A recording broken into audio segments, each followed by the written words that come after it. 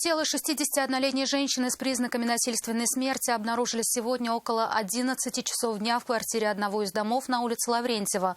По подозрению в убийстве задержан 35-летний сын женщины. Станислав Яковлев с места трагедии. Артур, который пьет постоянно. Там, которые над ними живут, бабушки, они всегда жалуются, что вообще вечером спать не дают. Соседи такому исходу не удивились. Слава пьющей и неблагополучной закрепилась за семьей давно. У них вся семья пила. У них и сестра умерла, дочка у нее Альбина. Она пила, тоже пила. Поэтому она и умерла уже, что она пила. С тех пор, по словам соседей, сын и мать практически постоянно жили вдвоем. Хотя мужчина был женат, но супруга такой жизни не выдержала. Потом он познакомился еще с одной девушкой и чуть не убил ее у всех на глазах. У меня как раз родственники приехали. Им заходить уже, и он тут избивал прям чуть ли не до полусмерти. Потом она вроде в деревню уехала, что ли, что-то.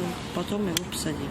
Так называемая коллега убитой женщины, они вместе торговали на рынке, рассказывает, что последнюю встречу она выглядела неважно. Я последний раз ее видела там, но она еле-еле ходила. Сегодня ночью соседи услышали шум и крики и вроде бы не сильно удивились, такое тут часто. И только ближе к полудню узнали, что же на самом деле произошло. Заключения экспертов о причине смерти пока нет, но по первоначальной версии сын просто забил свою мать. На теле женщины обнаружили множество кровоподтеков, гематом, ушибов, а также подозрения на перелом лицевых костей.